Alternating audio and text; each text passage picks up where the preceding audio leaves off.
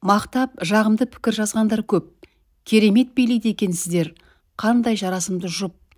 4 ұлы бар келіншекке ұқсамайсыз. Фигураңызды қалай сақтағансыз? Сіздерге қатты қызығып кеттім ғой. Күйеуіңіз красавчик екен. Неткен сұлу едіңіз деген мақтау пікірлерге жұпар қанатсыз-ақ аспанға қалықтады. Жақсы сөз жан семіртеді. Ол әр пікірді оқыған сайын жүзі бал-бұл жанып, шексіз бақытқа бөлене берді. Сынап негендер де арасында жүр. Қазақ келіндеріне жараспайды, ұялмайсың ба? Не беймін ау? Түк те жараспайды. Жас келіндерге не үлгі беріп жатсыңдар? Орамалсыз осылай билеген абырой әкеледі дейсің бе? Ұят, позор. Күйеуің өңкейіп қалған екен. Секеңдеп билегенше шашылып жатқан төсегіңді жинамайсың ба? Деген теріс пікірлерде жоқ емес. Жаман пікір жазғандардың парақшасына ерінбей кіріп, зерттеп те тастады. Фой, өзіңді біліп алшы.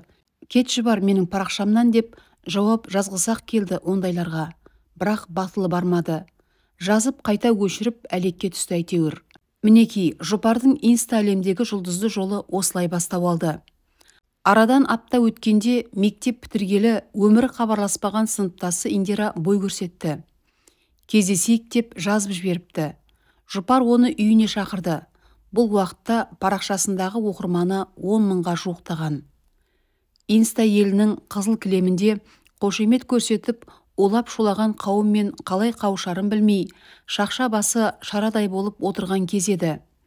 Қайнап жатқан парақшасы жайлы мақсатқа айта бастаса, ол мүлдем түсінбейді, түсінгісі де келмейді. Еріккеннің ермегі ғой деп қолын сілтеген. Оқырманның сұрауы бойынша парақшаға тағы да билегендерін салуға ретін таппай жүрген. Күннен күнге көбейіп жатқан оқырман жұпарды әбігерге салғаны да рас. Көріп жатқан таныстардың арасында қолдап жатқандар да, күліп жатқандар да бар. Әйтеуір ертелі кеш парақшасына телмірумен ары қарай қандай әрекет жасарын білмей отырғанда Индираның келгені қандай жақсы болған. Жаным көріспегелі қай заман болды деп құшағын аша үйге кіріп келген сыныптасын жұпар танымайда қалды. Соңғы сәнде киініп, бетін әрлеп, шашын сәндеп алған Индираны көргенде жұпар таң қалды. Тура шетел киносының әртісі дерсің. Мәссаған, Индира, сенсің бе? Әдем болып кетіпсің деген жұпар таңданысын жасыра алатын емес, шай ұсынып отырып. Инста болмаса бір-бірімізді іздемейді екенбіз ғой. Жұмыс деп жүріп, не только сыныптастар, туысқанмен хабарласуға уақыт болмай кетті. Басқамен хабарласпасам да сені өзім іздеп келдім. Ой, айтпа, сол биді парақшаға салғалы хабарласушылар, іздеушілер көбейіп кетті. Өзім түсіне алмай отырмын әлі, көзім бақырайып, деп жұпар ішкі толқынысын бірден ақтарды. Иә, WhatsApp'тан келген сендердің билерің хит болып жатыр ғой, хит. Сені мен о баста жұлдыз болатыныңды сезгенмін. Мектепте биді шашатын едің ғой. Ешкім сен сияқты билей алмайтын. Бекер тастап кеттің сол өнеріңді. Сол өнеріңді дамытсаң, былай шалқып өмір сүретін едің. Ничо, әлі де болса кеш емес. Ең бастысы сенде потенциал бар. Харизма ұрып тұр. Сені камера жақсы көреді. Сені подписчиктерің іздейді. Пікірлерді оқып, өзім таң қалдым. Танымал жұлдыздарға ондай қошемет көрсетпейді ғой. Сен дайын жұлдызсың. Сұраныс бар ең бастысы, деген Индира лепіріп, келгендегі мақсатын жеткізе бастады. Не деп кеттің? Қайдағы жұлдыз? Қайдағы камера? Осы сенің қуып кететін әдетің бар еді мектепте. Әлі қалмапты ғой сол әдетің, деді жұпар күліп.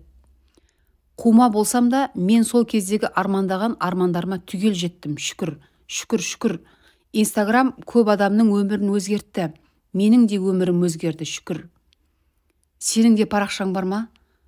Менің парақшам жоқ. Мен парақшаларды жүргіземін. Қазір 4 парақша жүргізіп отырмын. Елге танымал жұлдызбен даңқы дүркіреп тұрған блогердің. Ал басқа екеуі бизнес аккаунттар. Қай парақша екенін айтпай-ақ қояйын. Міне шүкір 3 бөлмелі баспанам, көлігім бар. Әкеме де көлік сыйладым. Бауырларыма да қарасып тұрамын. Шетелге жиі демалуға шығамын. Не жеймін, не киемін демеймін. Ақша деген күнде есебіме құйылып тұрады. Инстаграмды ойлап тапқан адамнан айналдым ғой, айналдым. Талай жанның бағы ашылып, талай жанның байлығы тасып жатыр, деген Индира сыныптасын қалайда өз жобасына көндірмек. Иә, рас қой, мен де көріп отырамын жұлдыздардың өмірін. олардың өмірі рахат, бірақ бізге қайда, деді иығын қиқаң еткізген жұпар. Неге олай айтасың? Сен де солар сияқты адамсың. Олар жұтқан ауаны жұтып, олар ішкен суды сен де ішіп жүрсің.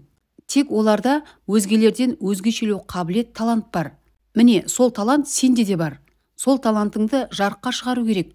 Мен саған көмектесемін. Міне, басқаларға да көмектесіп, миллионниктердің қатарына қостым ғой.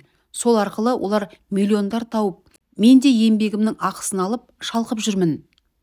Иә, талантты адамдар көп, бірақ олар жарыққа шығып, өздерін көрсете алмайды. Өнерін де тұншықтырып, өзі де тар шеңберде тұншығып, өмір сүріп жатқан қаншама адамдар бар. Оларға мынау мен сияқты ұйымдастырушы жолықпаған. Ал сенің бағыңа мен келіп отырмын. Мен сенің оқырманыңды миллионнан асырып, қалтаңды миллиондарға толтырамын. Менің кеңестерімен жүретін болсаң, бірге жұмыс жасауға келіссең, бір жылда қос-қос үй алып, байып шыға келесің. Қолынан келсе, қонышыңнан бас, ебін тапсаң, екі аса деген заман, алтыным. Мен саған Құдай жіберді, деген сыныптас құрбы лап-лап етуде. Ертегі тыңдап отырғандай күйге енген жұпар, не деп кеттің? Бұл мүмкін емес шығар. Мүмкін, бәрі мүмкін. Мүмкін емес нәрсе жоқ бұл өмірде. Сонда мынау мен не істеуім керек? Суреттерімді, биімді салып отырамын ба парақшама? Тек қана фото мен би емес, күні бойы не істеп, не қойғаныңды бәрін саламыз. Ол жағын маған сене бер. Копирайтер, фотограф, оператор, менеджердің барлық тірлігін бәрін өзім қолға аламын. Көмекшім бар, шүкір. Тек қана сенің келісімің керек. Бәрін өзің істейтін болсаң, менің не керегім бар? Деп күлді жұпар түсінбегенсіп. Шыж-быж бола түскен Индира, ал сен отбасың мен сценарий бойынша өмір сүресің. Иә, мен жазып берген сценарий бойынша. Мынауың қызық болайын деп тұр ғой. Тура кинодағыдай ма? Иә, сенің өмірің кино сияқты болады. Кәдімгі реалити шоу жасаймыз оқырмандарға. Сенің маңдайыңда жұлдызың жанып тұр. Сол жұлдызды сөндірмейік. Білмеймін ғой, қалай болар екен? Қатты қуып кеткен сияқтымыз. Мақсат не дейді екен? Вот, сол мәселе. Күйеуіңді көндіру керек. Шытырлатып көк қағаздарды санағанда, әлі-ақ оның өзі әртіс болып кетеді, деді Индира. Осы кезде оның телефоны шырылдап қоя берді. Менсіз бастамаңдар, жарты сағатта жетіп барамын. Күте тұрыңдар, маңызды тірліктермен жүрмін, деді де жұпарға қарап, әр минутым санаулы менің. Время деньги дейді, деньги. Ең бастысы, сенің келісіміңді алдым. Бүгін күйеуіңмен өзің жақсылап сөйлес, түсіндір, өзім саған хабарласып тұрамын. Ал қазір мен кетуім керек. Ертең келемін. Күнде осы жерде боламын енді. Өзің жақсылап бүгін демал. Ертеңнен бастап съемкаға кірісеміз. Уақыт өткізбеу керек. Темірді қызған кезде соғу керек. Парақшаң от болып тұр сенің. От қой, от. Қазір әрекет жасамасақ, оқырманың теріс айналады. Естің бе? Деген ол кетуге жиналды. Құйын болып келіп, құйын болып кеткен сыныптасының сөздерінен кейін бұл не ойларын да білмеді. Бойын қуаныш пен қорқыныш, күдік пен үміт қатар билеп, бөлме ішін арлы-берлі кезіп жүре берді. Жүрек қағысы жиі әйтеуір. Жоқшылықтан құтылып, өз баспанасы болғанын армандап еді. Одан арғысын армандамапты. Ал Индира не деп кетті өзі? Жоба өзіне ұнаған сияқты. Сонда әнеуір пәленке сияқты атақты ақшалы блогер болмақ па? Қымбат киініп, қымбат мейрамханалардан тамақтанып, шетелге демалуға барады ма? Күйеуімен бірге балаларын көлікке салып алып, саябақ дүкен аралайды ма? Қандай керемет! Бір сәт өзінің осылай жүргенін көз алдына елестетті. Жүзі жадырап сала берді. Ең бастысы биді айтсайшы. Өзінің хоббиі өзіне табыс, атаға келмек. Мұндай мүмкіндік екінің біріне бұйыра бермейді ғой. Шіркін-ай, Индираның айтқандары рас болса, мен маңдайында бағы жанған жанмын ғой деген ол қанатсыз көкте қалықтады. Кешке жұмыстан келген күйеуіне жұпар барынша түсіндіріп бақты. Индираның ұсынысын, өзінің ойын, мақсатын, арманын бәрін түн ортасы ауғанша айтып отырды. Мақсат бүгін көңілсіз еді. Онысын көңіл күйі керемет болып отырған келіншегіне білдірмеді. Иә, мақсатты бүгін бір Алланың өзі сақтады. Сонысына шүкіршілік айтып, әлі де өз-өзіне келе алмай жатқан. Ал жұпар Инстаграм жайлы түсініксіз бірдеңелерді айтып отыр. Мейлі, келіншегі күліп жүрсе, соның өзі үлкен медет емес пе? Ол күлсе, күн күлгендей ғой бұл үшін. Өткендегідей еңіреп жылағаннан сақтасын. Жұпар аузы көпіріп сөйлеп отырғанда, Мақсат ұйқылы ояу осыларды ойлап жатты. Иә, Мақсат бүгін үлкен қатерден аман қалды. Алдынан жүгіріп шыққан кішкентай баланы қағып кете жаздап, көлігін бұрып үлгерді. Бар жоғы 1-2 секундта бүкіл өмірі бүліне жаздады. Баланы айтсайшы, періште баланың аман қалғанын айтсайшы одан да. Бұрып үлгерген көлігі шеттегі ағашқа соғылды. Көлікті жөндеу керек енді. Мейлі, ең бастысы өзінің де баланың да басы аман. Сен дұрыс деп ойласаң, сенімен келісемін ғой, жаным-ау. Өзіңе ұнаса мейлі кірсе бер, деген Мақсат жұпардың соңғы сөздерінде естпей қор ете қалды. Рахмет саған, деп күйеуін құшақтап сүйіп алған ол түн ортасында үй жинауға кірісіп кетті. Ертең Индира келеді ғой, ертең түсірілім басталады. Үй жылан жалағандай тап-таза болу керек. Таң атпай Индира есікті қағып тұр. Қасында көмекшісі бар. Студент жігіт екен. Әлі ұйықтап жатсыңдар ма? Деп күле кірген ол тым қуанышты. Қолында камера, ноутбук сияқты аппараттары бар.